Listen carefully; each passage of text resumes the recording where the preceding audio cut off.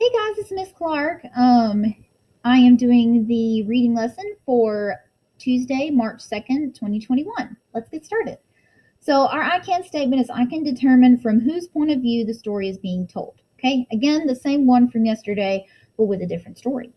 So, next one is vocabulary. The phrase full of herself on page 7, and then glimpse on page 18. So, full of herself means like, you know, a little overconfident, and then glimpse is kind of like you're taking a short look at something, like a glance. Okay.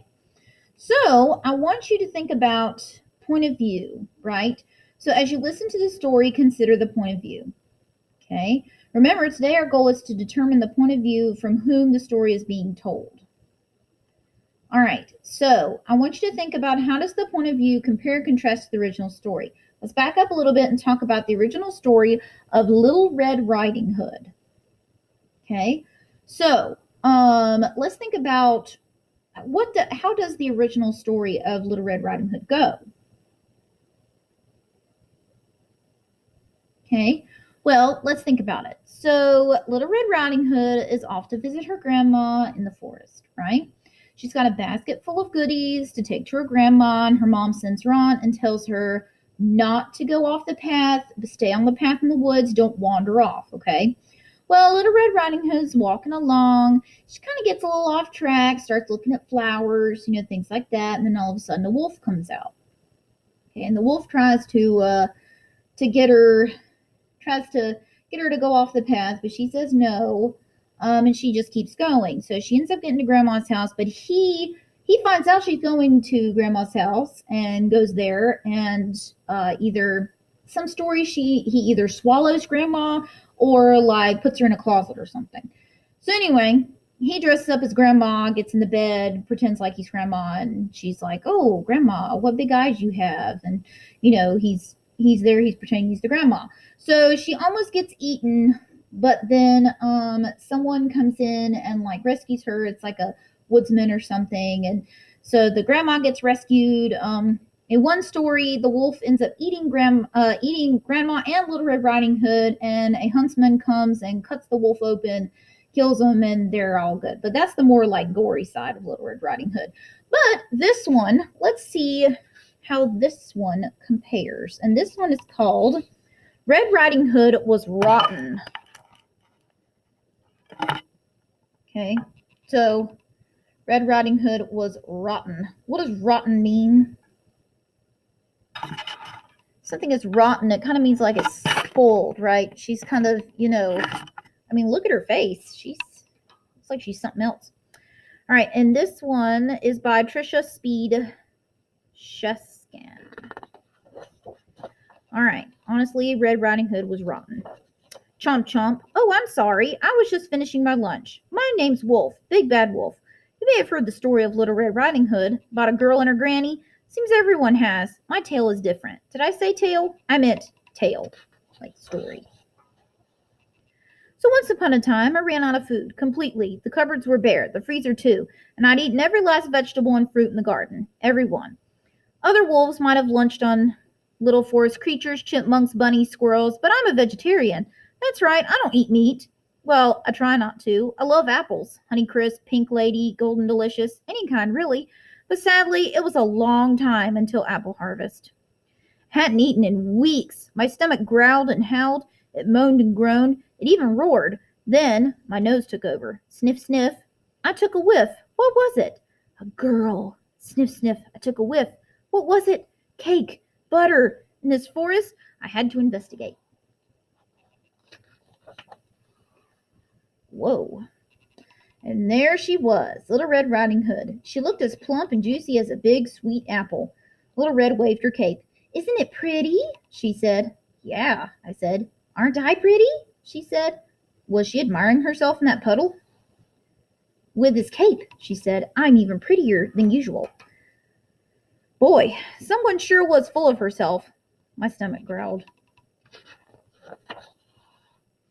Little Red twirled a strand of hair. Mother says the cape looks grand with my skin. My skin shines like pearls.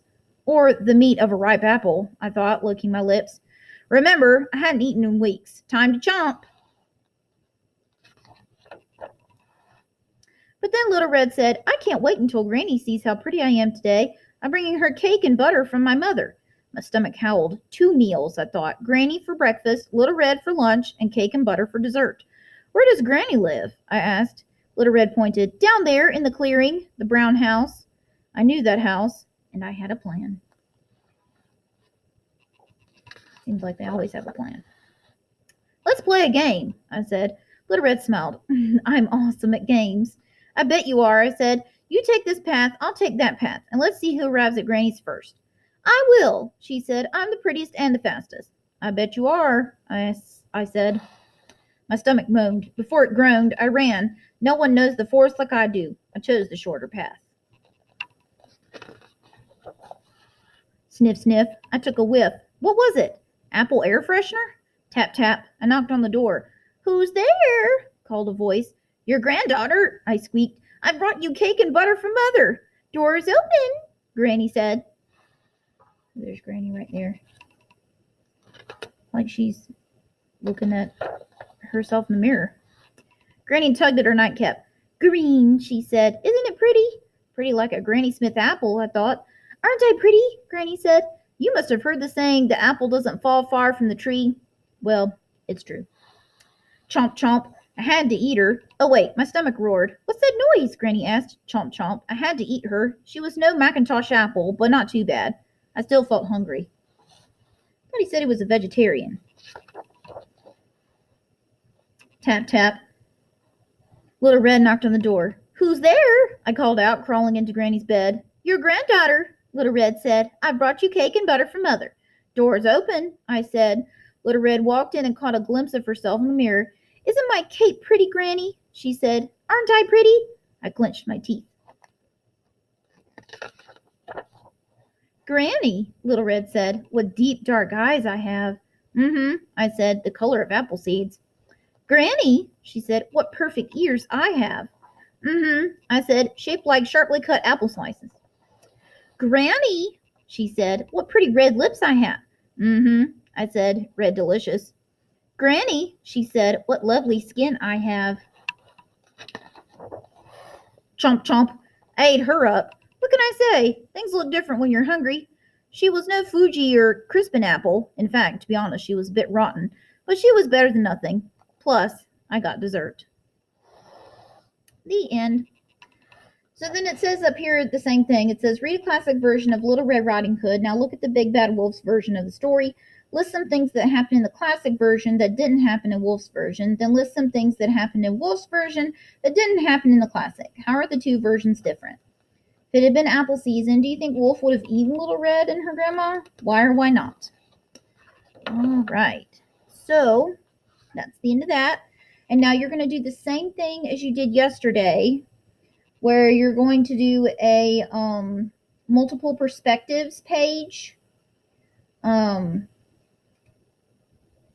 it looks like this. But this time it's for Tuesday, 3-2, and it says Red Riding Hood was rotten. Multiple perspectives. So what point of view did the author take? Could there be different points of view? What would they be? Why are these points of view important to better understand the reading information? And then it says, how could some people interpret this differently? Okay, so don't forget to answer those questions today. And I hope you guys have a great day, and I will see you in my next video. Bye.